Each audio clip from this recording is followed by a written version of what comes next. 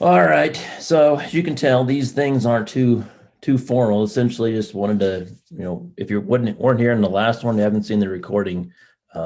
Essentially, I just wanted an excuse to for me to meet everyone, get everyone together, and just kind of have a little informal kind of lunch and learn thing every Friday to talk about kind of whatever. Um, and this one, I'm going to start with a course that I'm going to slowly start putting together. So this is kind of going to be the first module of this course of um, teaching people how to write, how to blog posts, kind of like what we do all the time on ATA. And this is going to be the first module. So hopefully, this is kind of my excuse for at least every week to me to finish these modules of this course. So I can then finish this, and I'll kind of try to present one every week until I get eventually the modules done. And eventually, at one point, then I'll just kind of put them all together, fancy them up with some slides and some demos and all kinds of other things like that. And then eventually, I'll just um, uh, put it up on Teachable, give it to all you guys for free, and have hopefully come up with a nice little course from all this. So, all right. So this first one, I wanted to start out with this kind of topic first because this is probably the writing can be. Let's see, writing can be difficult for a lot of people, especially for geeks like ourselves. We tend to like documentation and not and writing for being very binary focused in our writing. And what we don't really consider is the impact of like the person on the other side of it. That's what I've noticed after editing, gosh, it's probably hundreds of articles now through the process. And I wanted to create this one and first start out with like the very beginning, even before the writer, before the reader even comes to the site and reads the blog. I want to talk about kind of getting in the head of the reader that's reading your blog post. So I don't have any slides for this. Essentially, I created the some sections here with some text, some ideas that I had. So what I'll do is I'll just kind of hit down each of these, and feel free to interrupt me at any time. This is not formal by any stretch of the imagination. So feel free if you see a question, have a question, interrupt me at any time. I'm not going to be offended or anything like that. So essentially, I'm just kind of gone through all of these, and I kind of talk through. I promise I won't just read the text verbatim, but I will talk through kind of the concepts that I was thinking of as I was writing this little section, and then I'll kind of go into maybe some demos or something of maybe some examples and things as I see fit. All right, so let me go over here, move this so I can see the screen better. All right, I should ask, can everybody see my screen okay? Yep, good, good, good. All right. Okay, so start off here. This talk is about it's about the customer. The customer in our little area is going to be the reader. So the customer is always right. So I've kind of had some text here, and you guys can read down through this in the meeting schedule that we have. But essentially, I wanted to say, have you ever heard of the customer is always right? And I wanted to talk about how the customer is going to be the reader, because the customer should be thought of as the one with the power. There's kind of two areas when it comes to writing a good blog post, in my opinion. And when you talk about somebody with the power, normally one thing that's really hard for a lot of writers to break, and it was for me, is in the concept of writing in the second person. So this is I'm kind of going to follow my thoughts here and go down through some of these things and kind of maybe relate here. So let's see here. The post suggestion, there's a third person in here somewhere, or a second person snippet. You're done right draft under the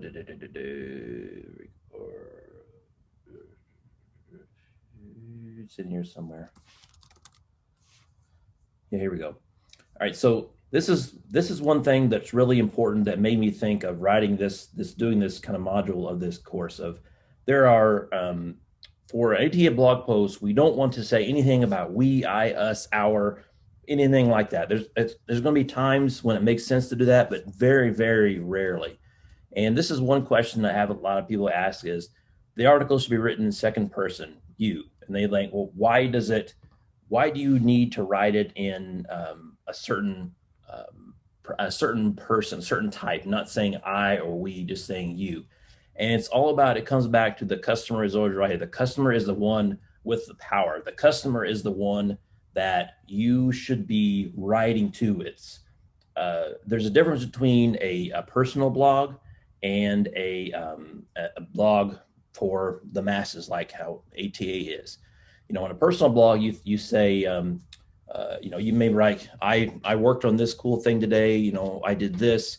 Now let's go into here, and you're kind of a part of it. You yourself are in that story of that blog post, and that is not necessarily the best way to go especially if you're writing at scale and for a bigger and a more professional publication, that you want to be the guide. There's a post here, let's see here, on this strengths page that you should all have a link to. This is one of the principles that I believe that every blog post should follow. Every writer should act as a guide to the reader. You are not in the story with them. You're essentially just looking over the shoulder of the reader. And that's because the customer is always right. The customer is the one with the power. They are the ones with the, they're the ones that you need to sell. So essentially, this section is about that, just getting to the point to where you understand that you are just a guy. You are looking over the shoulder of the person. You are guiding them through. So I'm probably going to go all over the place, but this is good. This is definitely not a formal thing. I'll show you kind of some examples here and there of some posts and things that I'm talking about. So examples are always good. And if you guys have any examples you want me to go through, please let me know. So let me show you a good example of what I'm talking about, where we write for the customer. We don't write for ourselves. Let's see here. Start encrypting, follow steps below. Okay, so here we go. Perhaps you is big. You is writing in the second person. We should always write to the person that is actually doing the reading. Perhaps you need to receive email using Proton Mail.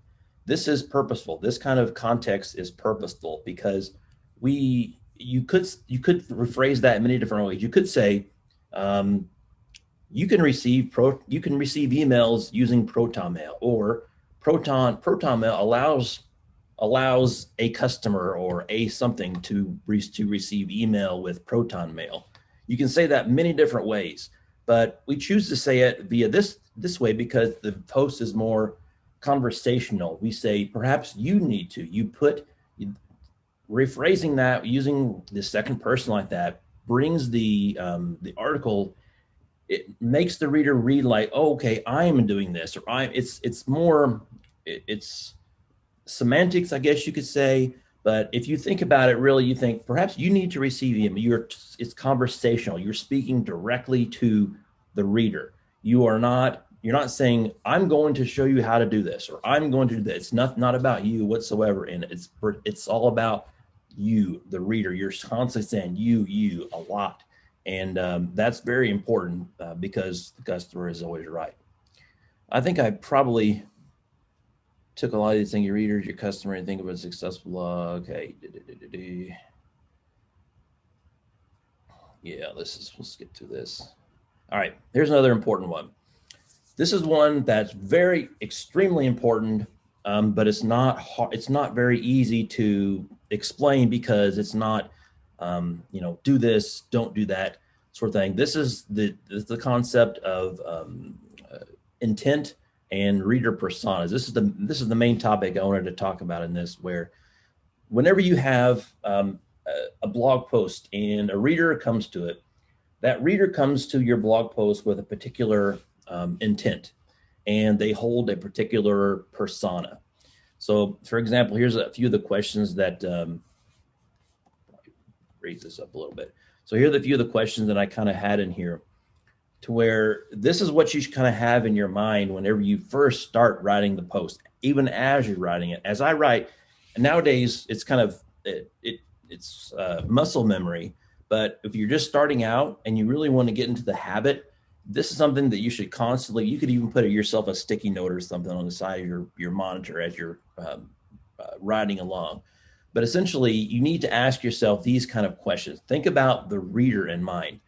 What kind of person will be reading it? Why are they reading it? What is their job role? What do they expect to get? So what is their intent behind them reading the blog post? At first you may think, well, who cares? I'm just writing about how to encrypt emails with Proton Mail. You can do that. You can still write good content to do that. But if you don't think about the reader, then you're just going to write just technical documentation. Sure, you can make accurate demonstrations of things, but you're not going to have that kind of conversational tone and really convey and speak to the reader on the other end. That's what's different about a lot of good blogs out there. They speak directly to the reader. They don't just say how to encrypt emails with Proton Mail, or how do you create an Azure VM? Well, one, you do this, click, you do this, do you this, oh, you're done. It's not about that. Sure, you need that information. You need that. It needs to be technically sound, but at the same time, it's really important that you put in those kind of, where did I go here? So you kind of put in that conversation, you talk to them. And to do that, you need to understand them, and you need to understand the reader and especially their intent behind why they're there in the first place. All right, this is a lot of text. I'm not going to read all this, but essentially you need to break this down by reader persona and reader intention. Think of a persona. Before you even start writing, you think of a persona as describe the person that would be reading this blog post. For example, I said here, a reader persona is a theoretical representation of the person on the other end of the screen, just raving about or ranting about the use of your brackets on the same line of a code snippet in your blog post. But essentially, I've kind of learned about reader persona along the years, but essentially there's, for a lot of like magazines that I published and some of the more quote unquote prestigious articles that I did, they make you fill out this reader persona thing for every single article you write. Describe the typical Joe Schmo or Jane Doe of whoever's going to be writing this. I mean, some of these, they even made me go down by gender, age, profession, hobbies. What are they like? I mean, it's all about that. Once you have all that idea in your head, you really start to talk to that person rather than just writing some, boring technical documentation. Hey, And then finally, hey Adam, I got a question. sure.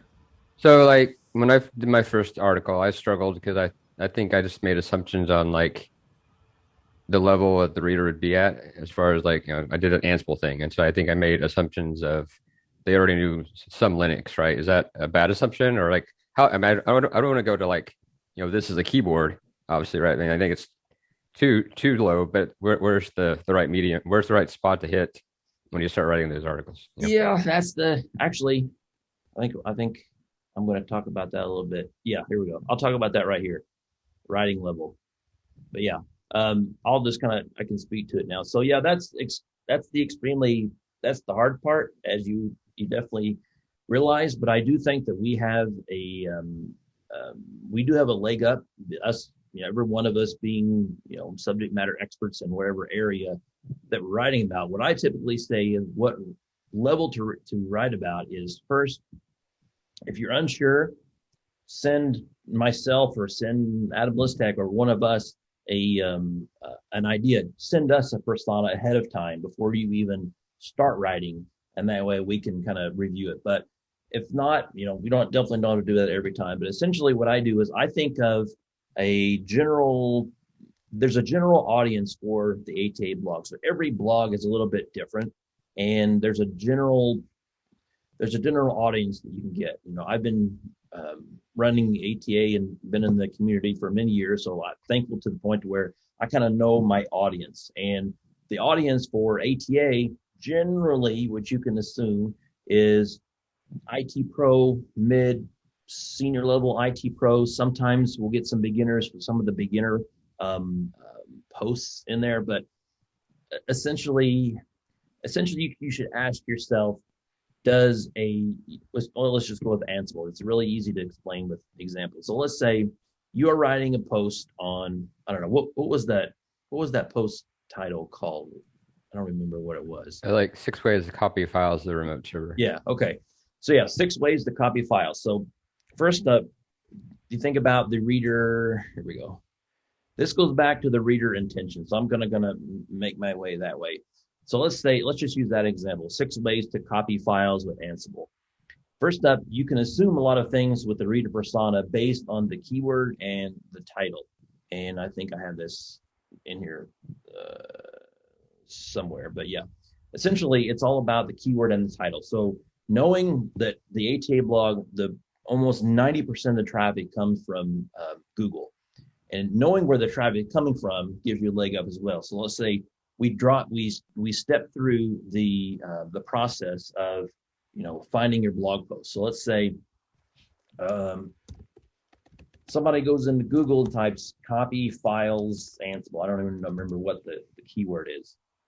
And guess I didn't. Oh, here it is, the first page. All right. So let's say they wanted to copy files with Ansible. Okay. You probably already know the intent in your head, but it's not necessarily obvious. So knowing that they typed in the keyword of copy files Ansible, you can assume a few different things. You can assume, number one, they obviously know what a file is. Number two, they know what Ansible is because they're wanting to do something with Ansible. If they didn't know anything about Ansible, they would have said, I don't know, what is Ansible, or getting started with Ansible. The keyword really helps you understand their intent. So based on copy files Ansible, they know right off the top that they know what copying is, they know what files are, they know what Ansible is. And then based on your subject matter expertise, is that you can assume, well, who is the typical Ansible user? And you're right, it's probably Linux users. But at the same time, you always want to keep in that, you always want to assume the worst or the beginner side. So it's a really defining scope like that, and writing level is hard, but let's just go through, example. Let's say that the reader says, copy files Ansible. All right, I'm going to search for that. And then the reader or the searcher at this point scrolls down through here. And if you have this keyword, the first thing that I do sometimes is when I get a keyword for a new post, I will put it in Google, and then I will just pretend I'm the potential reader. Well, he skipped the Ansible docs, and these are going to be the most thorough. So, but well, maybe it's like, Microsoft Docs used to be one of their vendor docs. Like, it doesn't really tell me what I need to know. Yeah, it's just hard to follow. He skipped up all of these, how to copy files. He's reading the titles. He's reading the meta descriptions here. And then he comes here, 6 ways to copy files. Oh, I didn't know there was more than one way. If numbers like this, sometimes bring him in, but essentially 6 ways to copy files to a remote host. Ansible is one of the blah, blah, blah. So he's seen the keyword, he's seen the title, and for whatever reason, this title, he wanted to see it. So you kind of can assume those sort of things. And then the next thing he's going to do is scroll in here and hopefully not get put off by the ads. But anyway, the table of contents, then he's going to see, oh, the prerequisites, okay.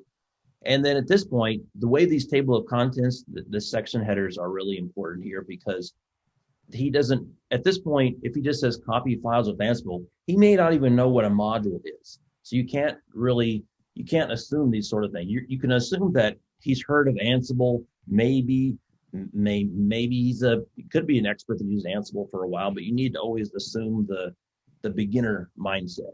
You should assume, number one, that setting up the Ansible control, he probably doesn't even know how to set up a control. He doesn't know what a module is. He knows how to copy files with this thing called Ansible that maybe somebody had. I wish I had a better way to explain it. I need to figure out a better way to do it. Really, it's really hard unless you just go through a lot of different examples. Um, is there, did that answer your question at all, or did I just, No, I think that gives me a good idea of, especially when you kind of put it in the view of the reader, what are they looking for, and then how they got there, and that kind of gives you an idea of the type of person that's actually going to read that. So that actually yeah, is a that's good insight on. So the key is especially to notice, like, this is what oh, now my PC's doing something, but essentially that's was the topic of the talk I was going to do today was, understand the intent, the flow, the journey that they get to actually get to the post. They search for copy files Ansible. If they were a senior engineer that knew everything there is about Ansible, then they would maybe do copy files, copy module, and they get more specific. They get more niche down. The more senior a person is, they're going to know exactly what area they want to focus on. So the longer the keywords will be. So typically notice, like, if somebody types just in PowerShell or something like that, they have really don't know what PowerShell is. They just want to know general meaning of it. But if somebody types in PowerShell get thing that does this, other thing, the longer the keyword is, typically the more niche down it is, and the more more specialized. Yeah. See. Yeah, that makes a lot of sense. Okay. Hey, I have a 1:30, so I'm gonna drop off. But thanks, everyone. Okay, sure. See you, Jason. Hey, Adam, I had one that kind of takes that a step further, I guess, or maybe back. Mine is how to copy a file in Windows, or no, make it read write or read only. Mm-hmm. So I've really been struggling with what do I assume this person knows, because that is a really basic operation in a Windows box. Yep. Let's just go over your, I'm all about examples that are much easier. So let's see here. And I actually had it written one way, and I talked to Steve, and he had me rethink how to structure it. So right now it's pretty messy. Okay, it doesn't matter. All right. Okay. So first up, look at your keyword. How to make a file read only. Yeah, that is how to make a file read only. You could assume a lot from somebody that maybe they're even a home user. They are a junior help desk person that, they probably Google. Let's just go through a typical kind of mental exercise. That, let's just say, a junior help desk person, they come up originally with some kind of issue or some kind of problem. Let's say that somebody's deleting a file off a share somewhere or a server. Yeah. And then they read, then they Google, how do I prevent the user from deleting a file or something?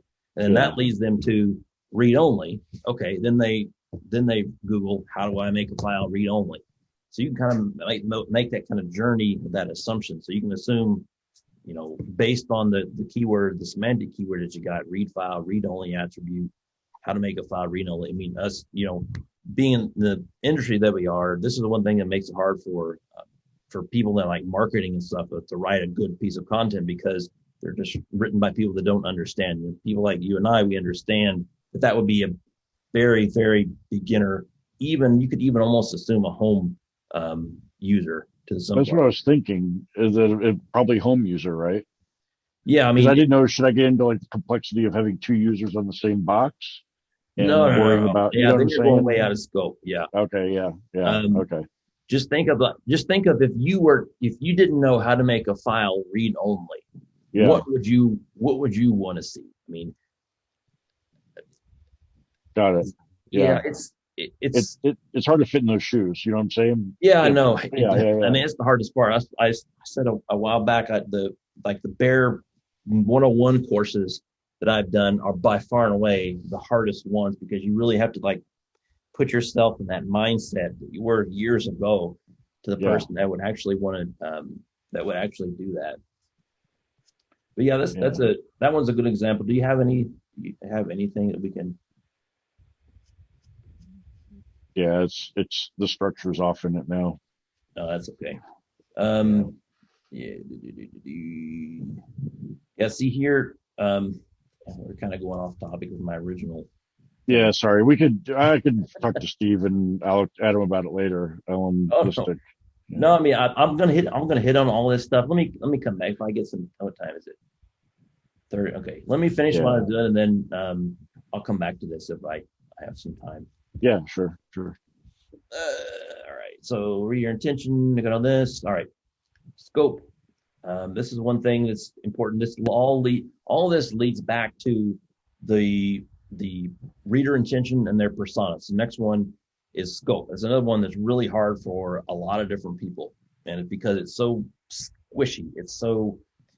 Um, I have conversation with Adam Listek and Slack all the time. Like, I really wish I could figure out a way to convey this more because it's the type writing. It's just so squishy. It's so like when you see something that reads well, you know it immediately, and you see something that doesn't read well, you know it immediately.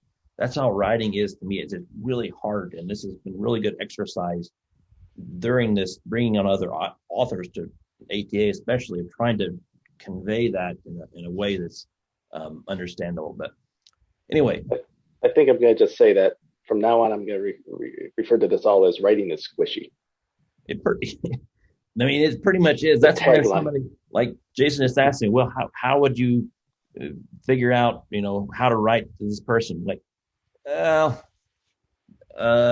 give me an example. That's what I would usually go to. um, but yeah, scope. Let's say you've written a post here. Let's go. This is a good. I love examples. Let's say you've written a post entitled "How to Milk a Cow." What's in scope? And I said, to answer that, you must consider your reader's intention. This is where the journey that I was kind of talking about here. They clicked on your page, how to milk a cow. They didn't click on how to learn an encyclopedia set of background information like cow history, picking cow to milk, pasteurizing milk, or any of that stuff. That's the first thing I saw on Jeff's post here. It was how to make a file read only and vice versa. And this is extremely common. I'm not picking on Jeff by any means, but this is extremely common.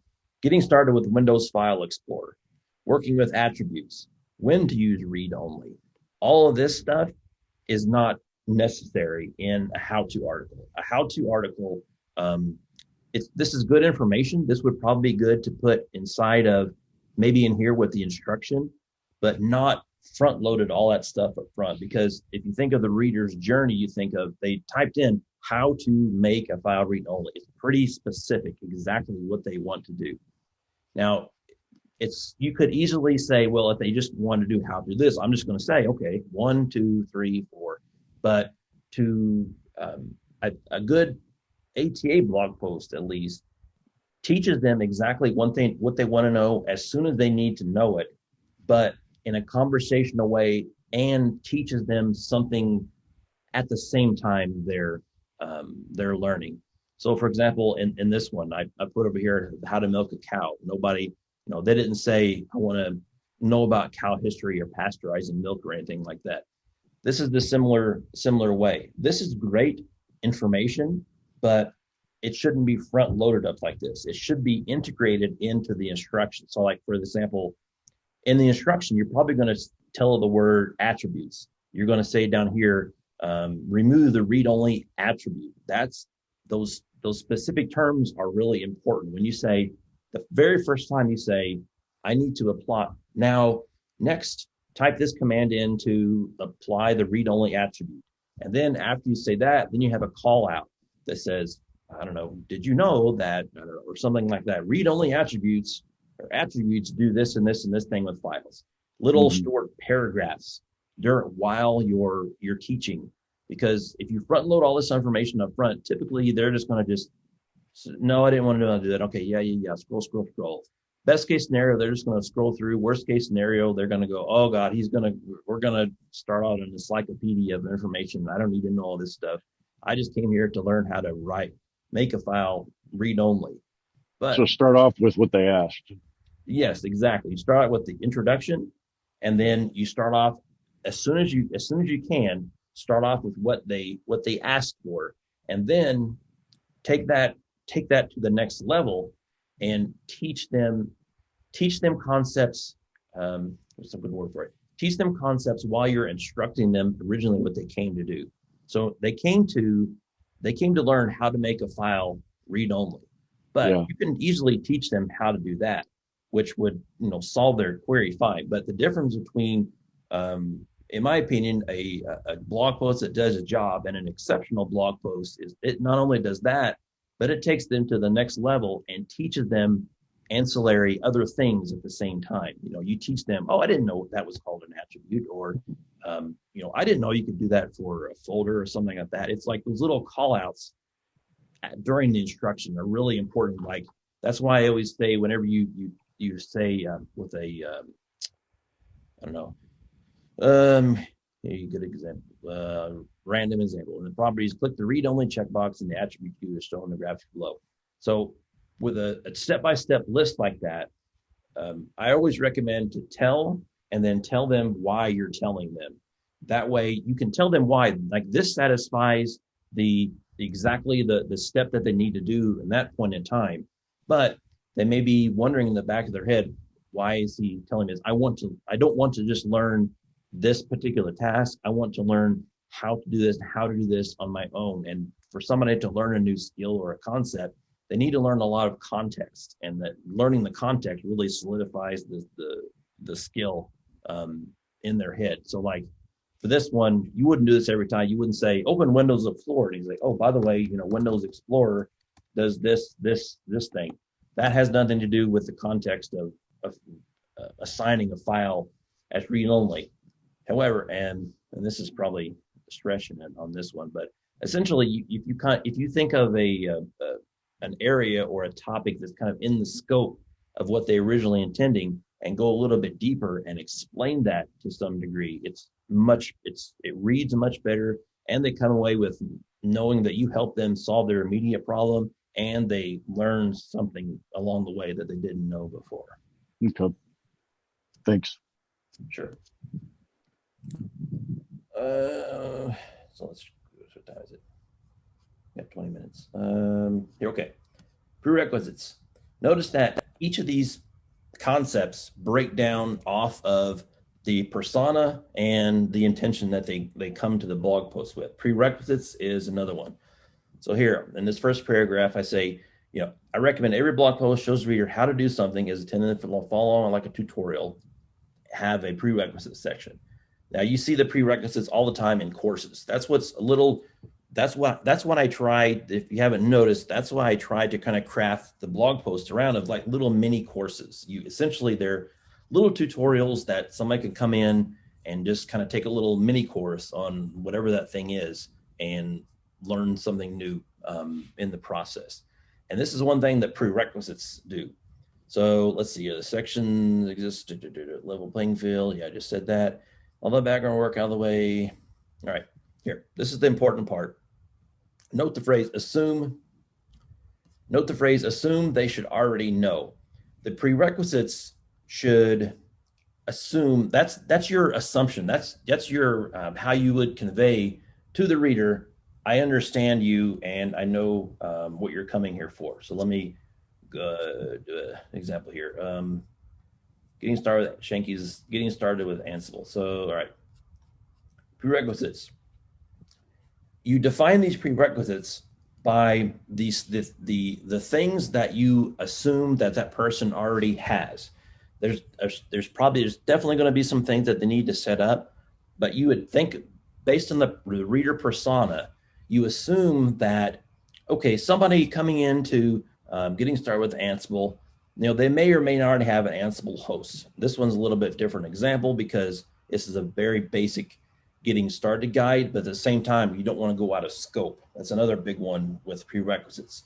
Prerequisites not only help you define who the reader is, and you're assuming like, okay, yeah, you probably already have that, or prerequisites also more significantly help you limit the scope and what you have to write about. So if you put a prerequisite here of an Ansible controller host, this automatically removes you from having to explain what's an Ansible controller host, how do you set it up, going through all that stuff.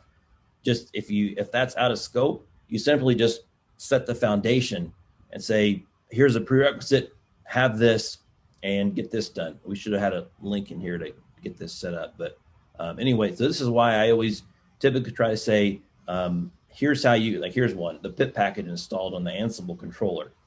It's a link. It's another big thing you need. You need to teach them to, okay, I'm going to assume that you already have this thing on here, which when I put it as a prerequisite, that just naturally says I'm not going to teach you how to install the pip package. I'm just going to start going down through the steps like I'm assuming it's already there.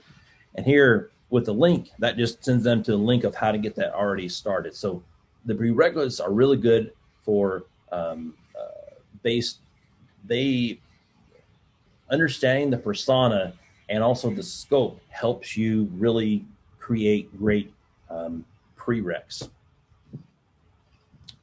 All right, writing level. This is one that Jason had here. All right, so give you direction or shallow. Yes. Yep, here we go. Good examples. Writing level. All right, so here's one I just started. This is, I guess, is one of Jeff's. So I started with an example. So maybe you're writing a blog post with Azure Automation Service. Now getting started with Azure Automation. I can't remember who this is, but anyway, in my introduction, on my right, you had the hook. So you try to hook them into reading more, tell them about their problem. Oh, this, the world's terrible. I'm going to give you the secret elixir or whatever you got to say. Are you tired of manually moving Azure resources around to fit your needs to make taking some time? Blah, blah, blah. If so, Azure Automation is here to help. So through this question, you're assuming the persona. So you're assuming are you tired of you're assuming that they are tired of manually moving Azure resources around to fit the needs, taking up tons of time. Because you assume that because you already know the persona and you know their intention based on the keyword and the title. Yeah. In the same blog post, first step. Yeah, here we go. You could, this is what you could do here. This defines the reader. So based on that, you could say, I could get real detail here and type, number 1, click on the start menu. Number 2, type in EDGE, whatever, to open up your Microsoft Edge browser. You can get really granular if you really, really wanted to. I mean, there's that web page about, I don't know, what was that web page about the sending it to your somebody didn't know anything about computers, of like the hundreds of tasks actually had to happen to bring up google.com. Like goes down from the hardware all the way up to stack to generating, HTML, displaying it on your screen and all that stuff. You can get crazy, but it's all about scope. Number 1, that limits you, and also knowing the reader persona and the reader intention. So here's a good thing that I had here. All of the steps, they are necessary. They're going to actually have to do that, but you don't need to tell them how to do that. Here I say you can safely assume someone's in tech, because based on the general genre or category of posts that ATA has, we don't have posts on underwater basket weaving, or I don't know, or how to milk a cow, or, we generally have, it's going to be an IT pro, DevOps guy, developer, someone in tech, someone like that. Here you can safely assume that they know what a web browser is, they know how to open a web page, and all that good stuff. So I would take that down to be complete to say, open your favorite web browser and navigate to the Microsoft Azure portal. That just removes all the extra details that they don't need based on your personal expertise. That they don't know this. That's one of the big things. Again, the one of the great things about our community is, I get marketers all the time trying to fill out that form of the ATA Friends form, and they just want to put comment to market their wares. I don't accept people like that. I only accept people that with experience and can write based on, actually go through the steps. That's the difference between somebody that's just in marketing that just wants to, sell something or, get views or whatever they want to do, versus someone like people in the ATA Friends community, where we're all pretty much engineers. We do something in tech, and we navigate along and follow one by one. It's not just, marketing fluffery or whatever you want to call it. Oh man, there it goes again. I'm going to skip this. This is a little bit longer than I anticipated. Man, just brave do this.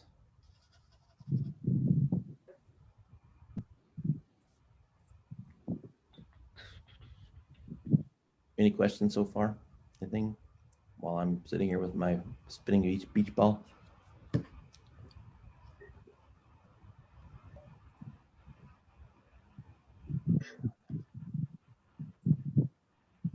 what is going on with this thing?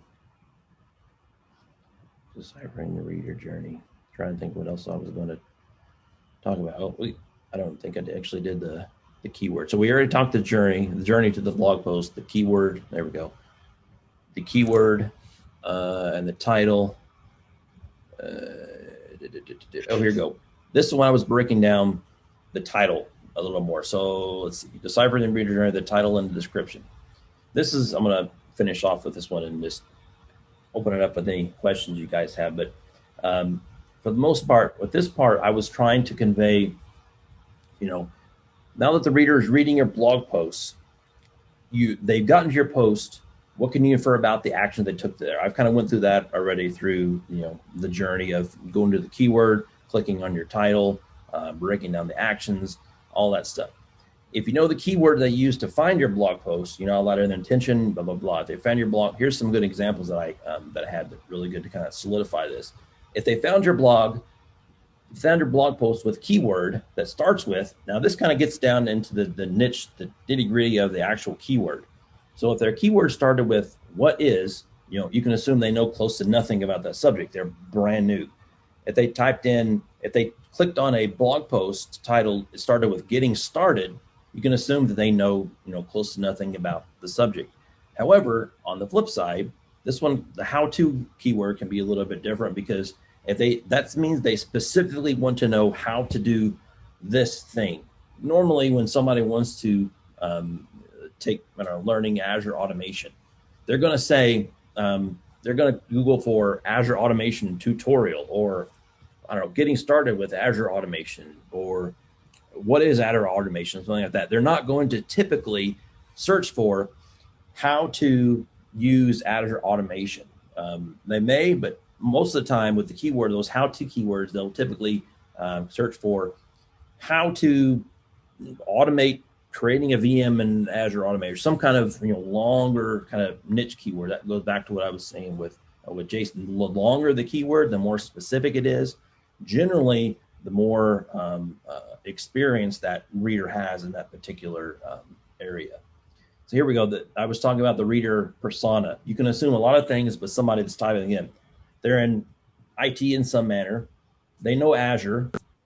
They typed Azure automation. They know what Azure is. They probably have an account.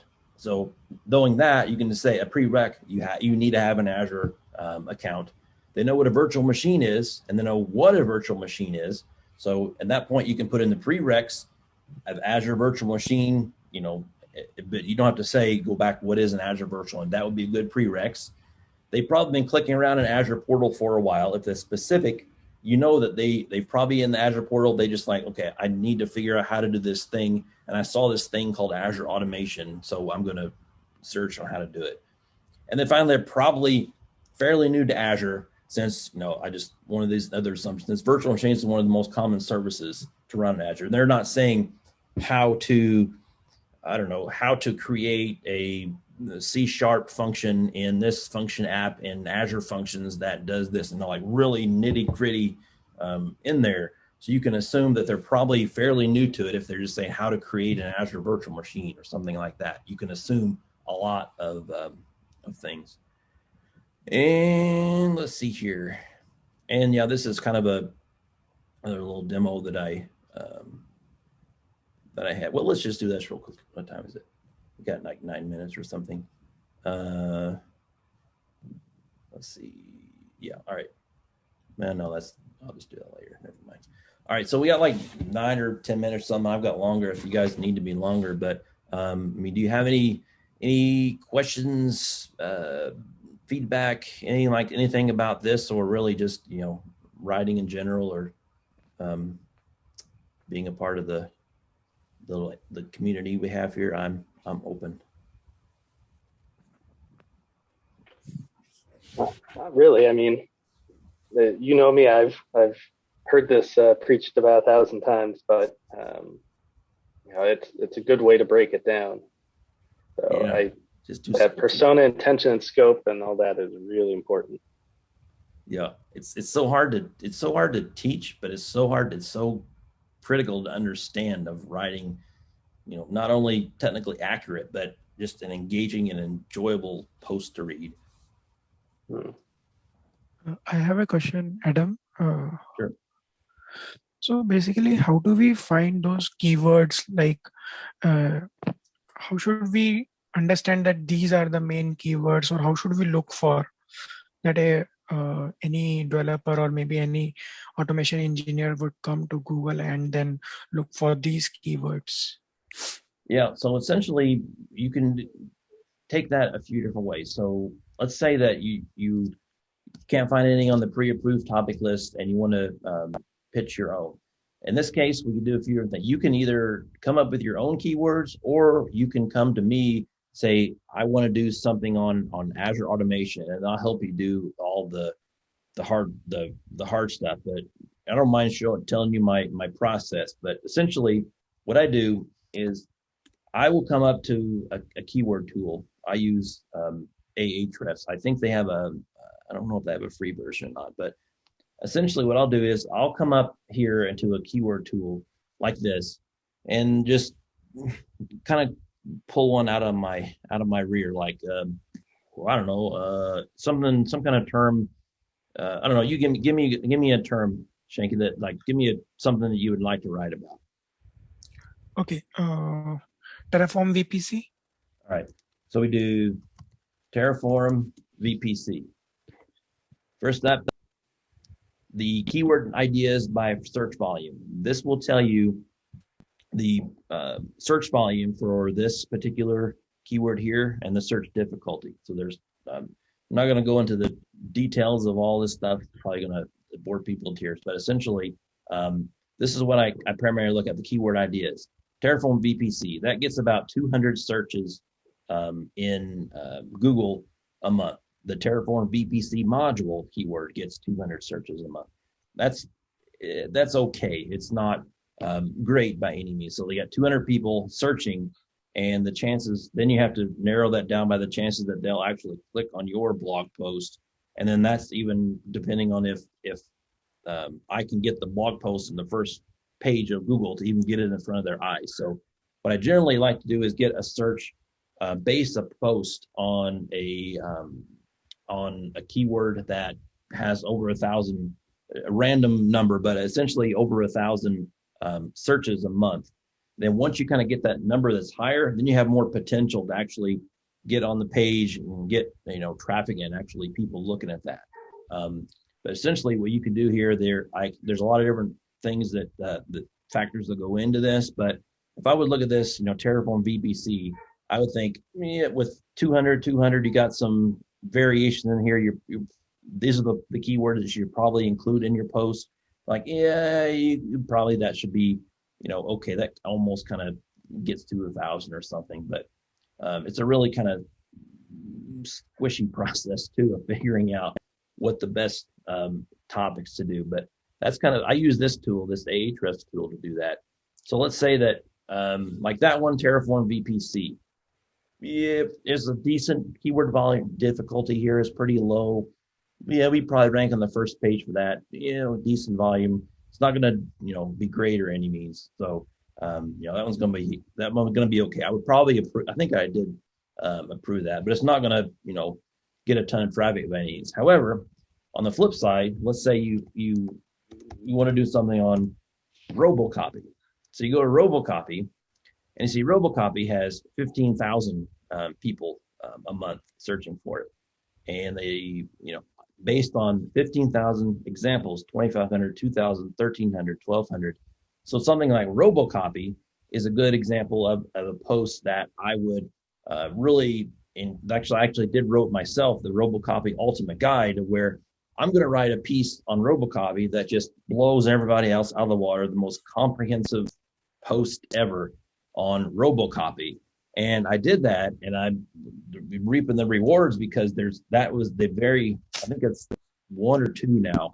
It's been up there for months of highly traffic because of this, this keyword volume and the stance that the blog has as far as backlinks and all that good stuff. So that's the very, very basics of how I would, pick one. And there's all kinds of like keyword tools, I think there's some free ones out there that you can just Google, keyword tool or Explorer or something and allow you to kind of type them in and get some general idea of some traffic numbers. Yeah, this is very helpful, Adam. But one thing, so does it matter that we should use these keywords multiple times in a post? Does that matter? Like if I have this Robocopy word 100 times in an article, one post, or if I have that word only just 5 or 6 times in the post, does it matter?